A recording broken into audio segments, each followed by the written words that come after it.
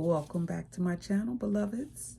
It is Ade Tutu, wishing you well and hoping that you are truly governing your lives from the seat of unconditional love and divine love and all that good stuff. And it is that type of love that allows evolution. It is unconditional love, divine love, that allows you to mess up, get it right, mess up again, get it right, until you don't never have to repeat it again. Yeah, that kind of love. So I'm hoping that you are choosy and you are, moving in awareness and all that good stuff. But anyway, so welcome back. This is episode 1 of my Culture as Medicine series. And I think it is important that you go and watch the video that I uploaded before this one so that you can have a little pretext on where I'm going with this. So let's get into it. So culture defined. I think that's exactly where we need to start. And when you're defining culture, if you're looking at the Western definition of culture, you will find this choppy kind of vague explanation. But what it is described as is just this total contribution of arts or intellectual contribution to the world, as a group, right? But culture is not that. Culture is, yes, that is what comes from it, the display of it, but how you get there is missing. And no doubt it's probably to just kind of throw shade on it as a method of healing, because it's packed with some of the more original codes of conduct on the land. So one being nature. One, you can look at nature, okay? And you can see within the birds, the insects, the trees, the animals, even people, that there is some common threads that just are absolute in nature, right? You're going to have conception, you're going to have gestation, and then you're going to have a birth of some sort, right? And birth is really interchanged with death also, right? Because it's really not dying. Matter doesn't die. It just transforms into something else, right? This I know that we should know. If you're here, you know that base at least. But anyway, culture, you can get a great understanding of it from just looking at nature, as I said, because there's a order, a balance, and a harmony that comes from that order, right? And that balance that's being kept. You know that animals be traveling way far, right? They travel on the ley lines of the land, and these ley lines is where they will be able to have to interact with their the food that they're supposed to eat, the shelter. They're on a time crunch, right? Some animals don't even eat but one time a year, and they have a specific group of that they feed from. Say the crocodile and the wildebeest, right? That crocodile might go a whole year And he traveled from one side of the planet to the other side of the planet so he can meet up with the wildebeest. And the wildebeest is going to be there because it's time for them to breed. And then once they go across the water to breed, the crocodile eat them up, eat enough of them up so that they can just be full. He could be full for a whole year. And then when that's done, they do it all over again. And that maintains the balance and the order of both species. That's just how it is. That's just what it is.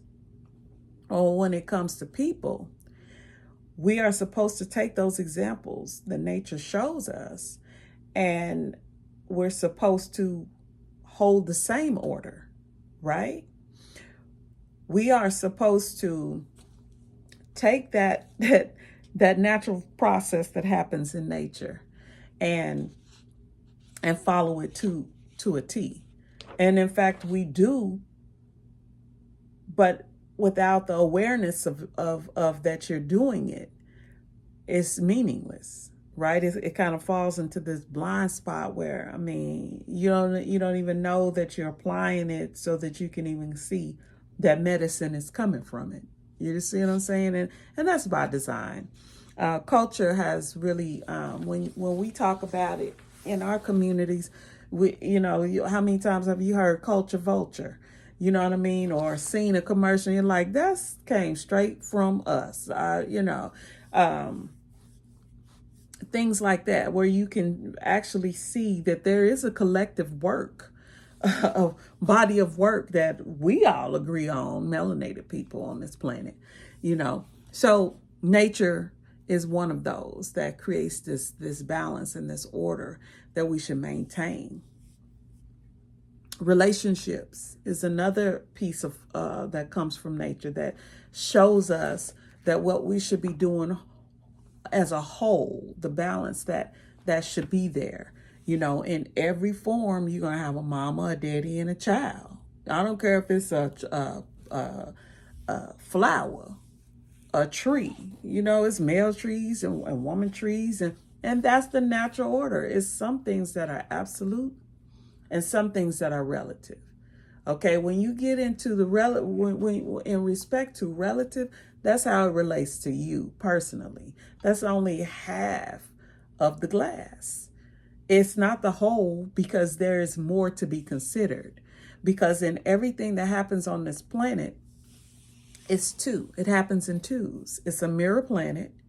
If when your cell went through all kind of splitting into twos and fours, and like everything is have a dichotomy here. There's nothing that happens just one. You got the female and you got the masculine. And that's just how it is. And when those relationships are recognized in their systems, then you're able to actually gain the benefit from them. Say, for instance, we can look at how the brain works. There's 7 circuits, right? We only use, most of us, a very small percentage of our brain. But when you delve into or break things down, you come to understand that within these different circuits or parts of the brain they have different functions. So when it comes to the stem, the brain stem, you're speaking specifically to where your basic needs, that's what they call the reptilian brain. You're just after survival. That's it. That's all. That's all you can really do.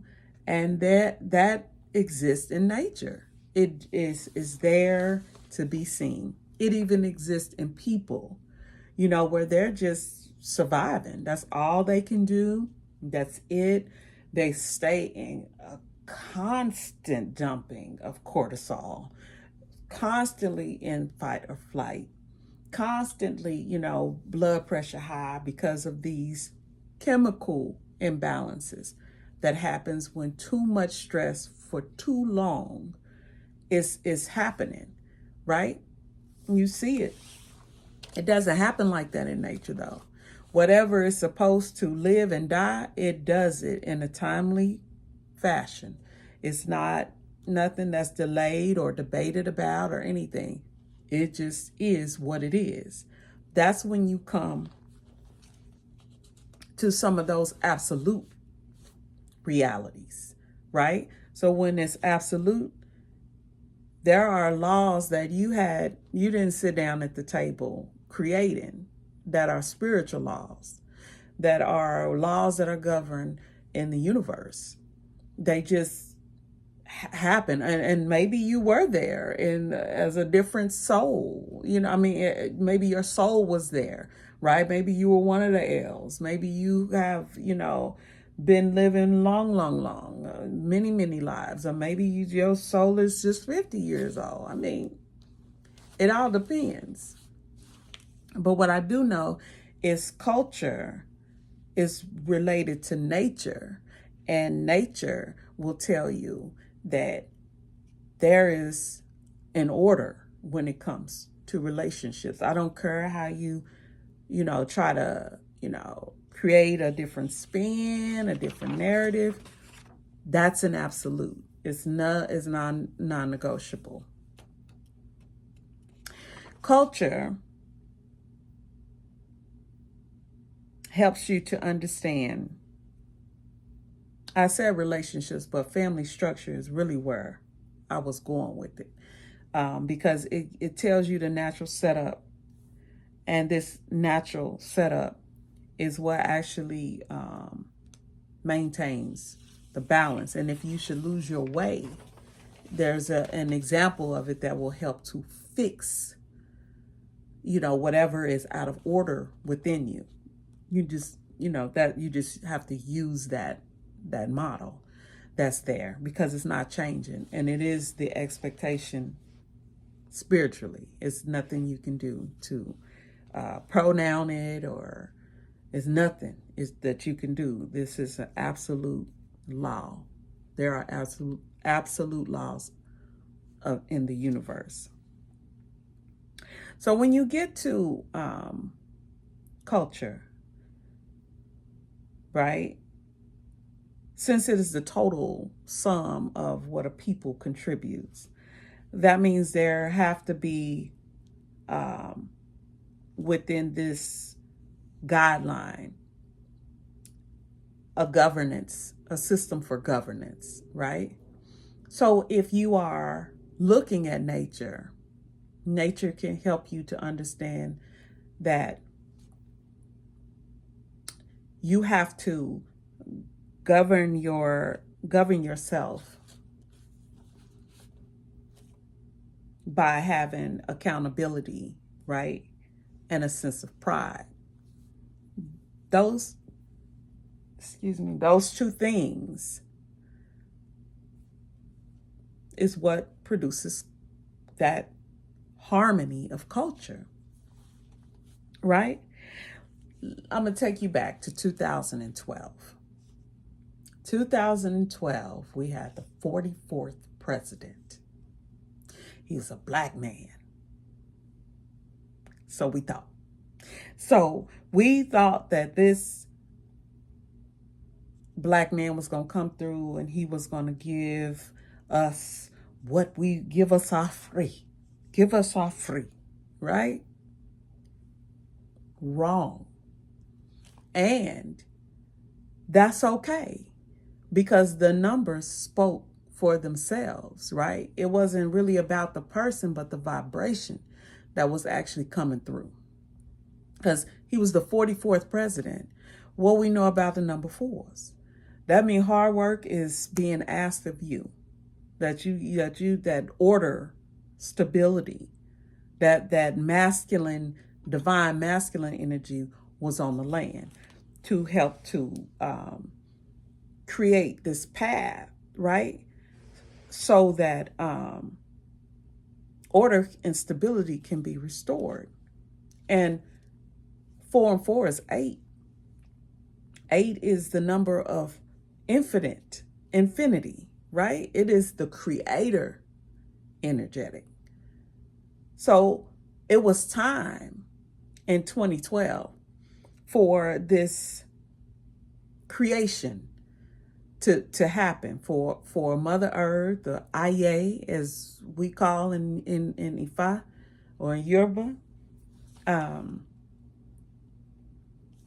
Mama Gaia. I mean, she has a lot of names, but when this happened, this initiated that strong feminine energetic, right, that came across. And so you can just see the shift of time from 2012 to now, right? Literally, the world, and let's be clear, there have been many worlds that have been created, but there's only been one Earth, right? This Earth have been through all of these different worlds that were born and have died. Okay, so make no mistake, the world is dying.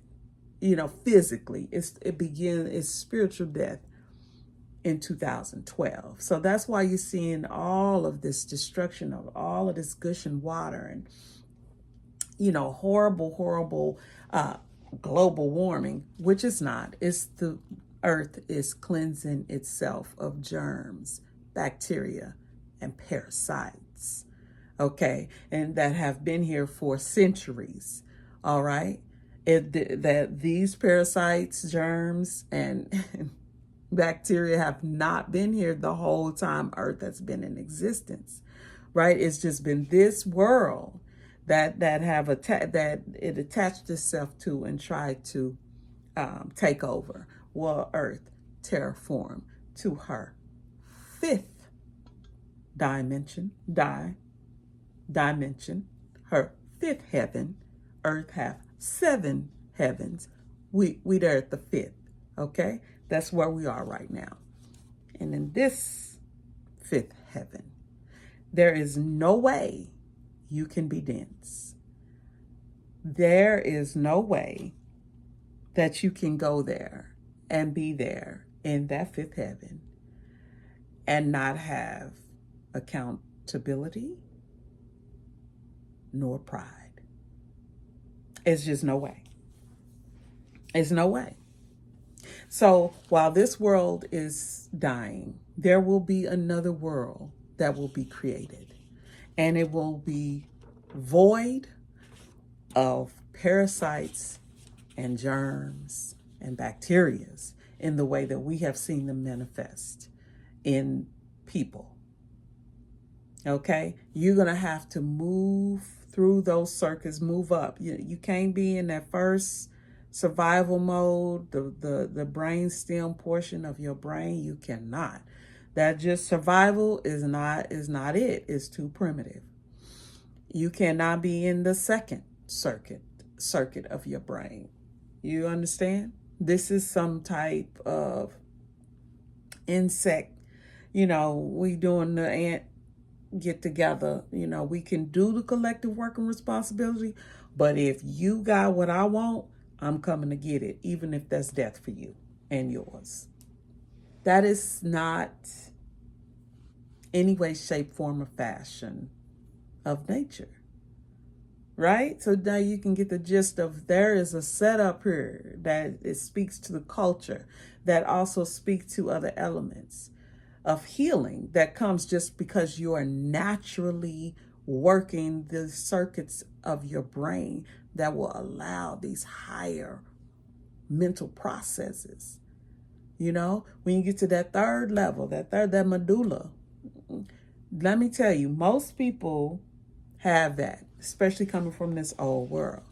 They live in the medulla. They need receipts.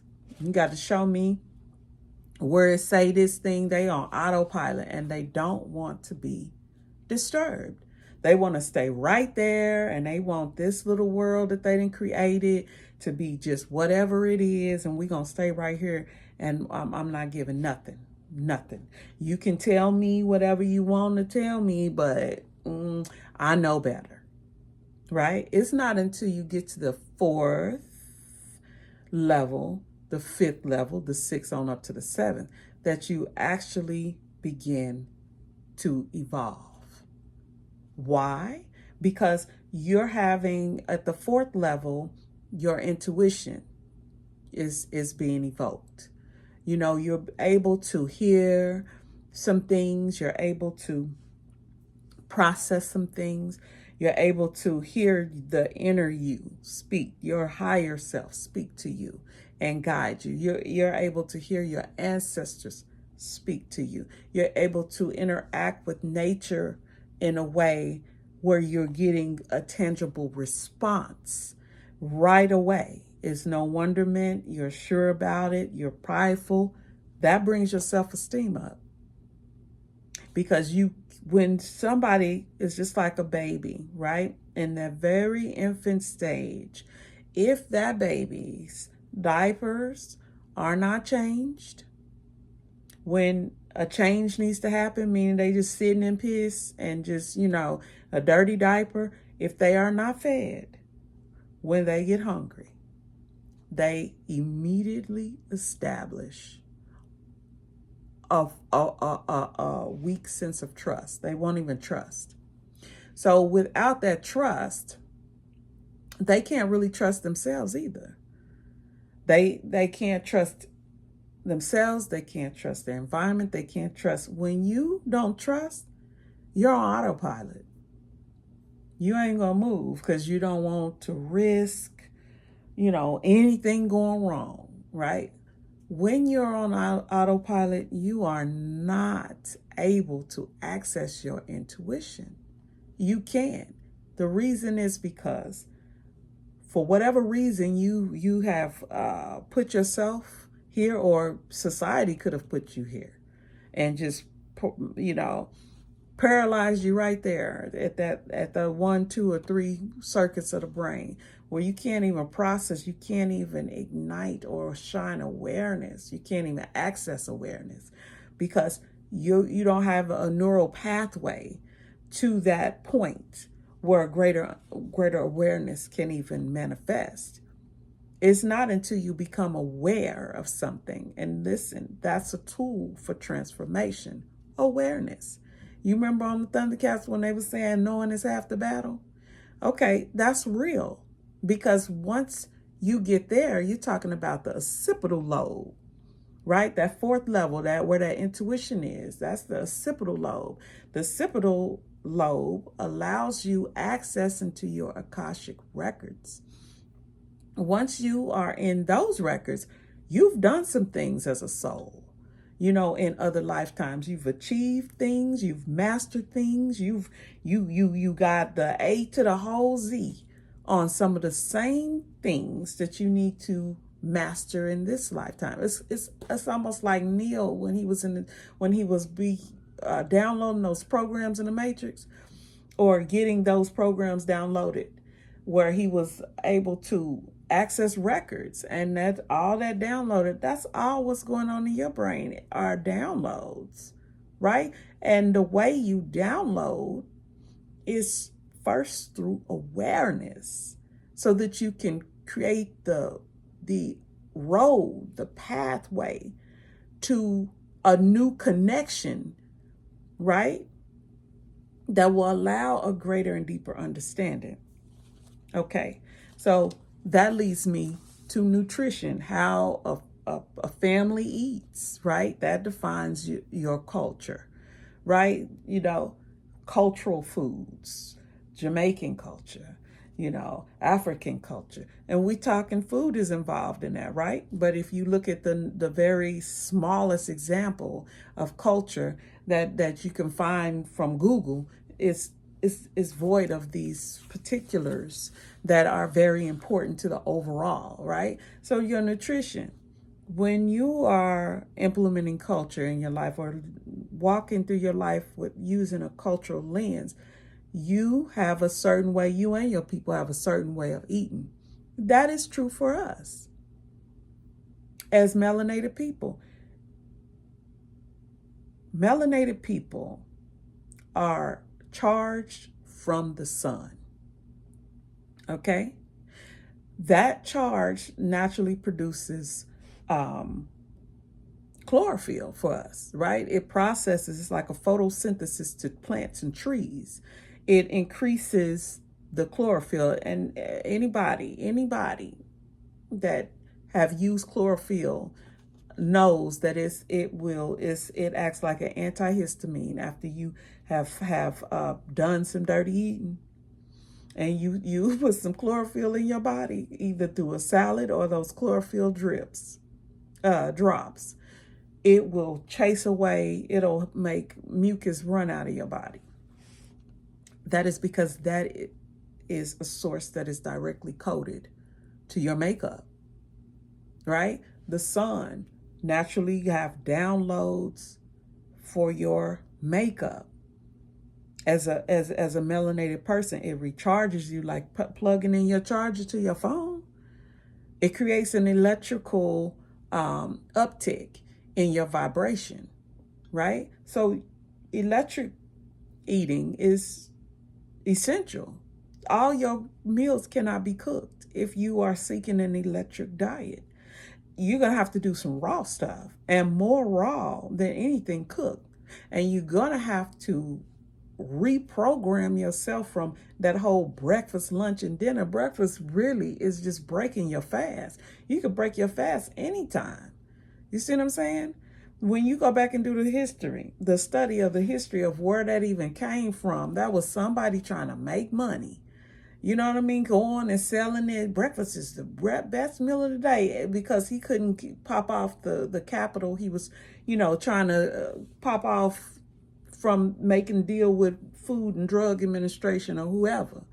It had nothing to do with your genetics and how that is related to nature, right? So as you are participating, using your cultural lens to live your life and use it as a means to medicine, automatically, naturally, your nutrition is going to call for the setup, if you will, of greater interaction with nature some more, your brothers and sisters or other melanated people some more. That vibe goes higher. The frequency goes higher. Now you're dealing with more higher vibrational thinking, which allows you the prerequisite of accessing your intuition, your memories, your occipital lobes, and different angles of light being able to come in and shine into, your the cones, to position them to access these memories into these records of things that you've mastered.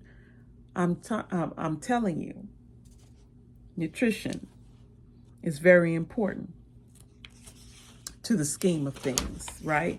And it should be the way your people is eating, the way you collectively are the method that everybody is using, because these are the prerequisites, right? These are the things that are relative in order to produce, your best self. And then when you combine with others, then now we're harmonized, and now our vibration is on some godlike or some creator type energetic. Okay, I'm kind of getting everywhere, but I wanted to really kind of I got a list, y'all. So anyway, culture. How is it used for medicine? Well, in conclusion, culture is a natural guide to how to govern yourself, right? So that you can get the best access to your suit, right? Because this suit have many, many functions that have been left unexplained, right? But these are access points to your higher self and a more sharper understanding of how to navigate in your suit and in nature and in the world and with one another, These are some deal breakers, right? Because outside of that, you are the germ, you are the parasite, you are the bacteria, right? If you aren't able to access those upper circuits of your brain, because by the way, when you get to the fifth one, now you're able to operate from knowing. Like it's you are processing left brain, right brain, all that cross referencing at the same time. You're not having to just be one, one way, one left brain or one right brain. You're interacting with the masculine part of yourself and the feminine part of yourself. Balance. Because that's what everything needs to be able to experience homeostasis. In other words, harmony. So culture can truly be an effective tool because in using culture as, or the lens of culture in your life and your interfacing with others, you will be governing yourself accordingly. You will be, and by that you will be inviting the natural order of things to set the tone, for your outcomes. So you won't ever go wrong because you'll know which formula to put in to use to get the best out of the situation. You know that you just can't be selfish because there are absolute laws that you have to abide by in order to get that moist and sweet cake. Otherwise, it's going to fall in the oven because you're only dealing with half of a cup or something, right? But that's culture for you. If you know that this is the way, you know what I mean, that I have to, that these things exist. There are absolute realities and there are relative realities. You automatically are accessing that left and that right brain, that masculine and that feminine, because you are able to master those three lower functions, circuits, right?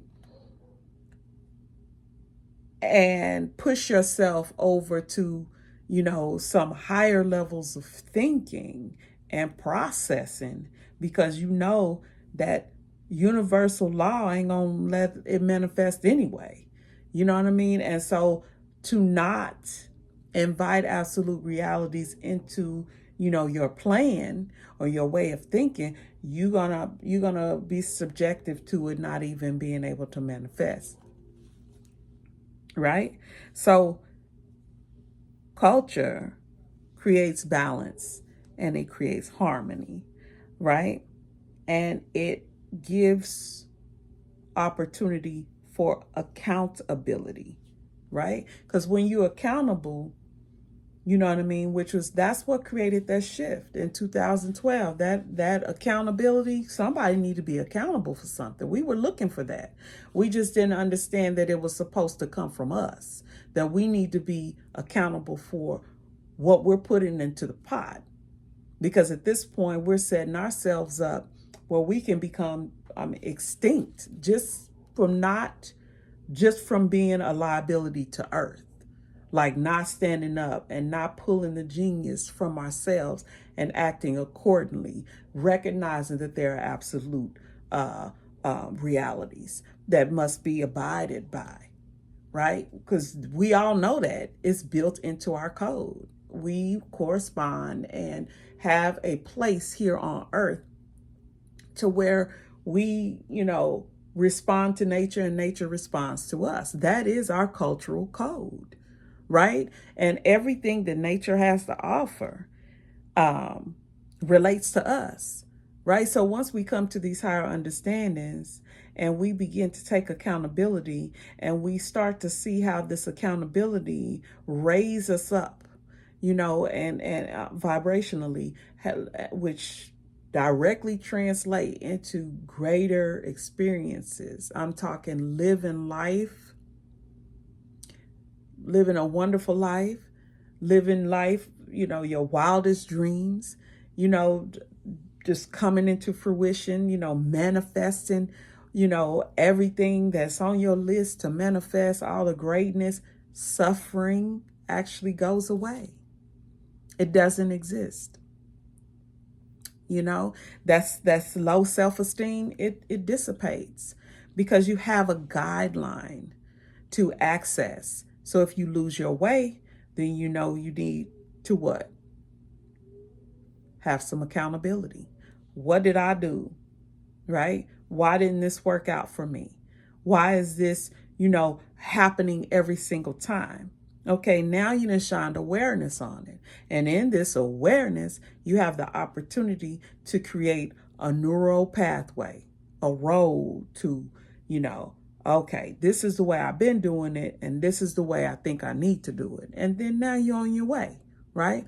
You're accessing the feminine and the masculine, the left brain, the right brain. You see what I'm saying? I'm telling you, culture is the key to establishing greater self-esteem, to tapping into your God force, your creative force, your ability to, access no limitations. You know what I'm saying?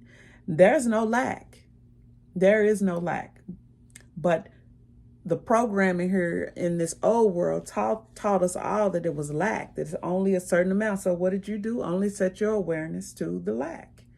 You know what I mean? You have to expand now. It's time to expand in this new reality. So anyway, beloveds, I hope that I was able to shine some overstanding, understanding, and understanding, as Dr. Umar would say. Overstanding, understanding. You get the gist. But I hope that I will have been a jewel for you. And if I have, please just leave me a comment. Let's talk about it. Let's talk about it. I would like to know what your thoughts are on this video. It's only going to grow me, and I will hope that you would spend. You're going to either spend time or you're going to spend money, right? That your time was spent very wisely. And that my time also was spent very wisely. And that you got something from it. Or you didn't. Let me know. Either way. Anyhow, until the next time, beloveds. Odabo.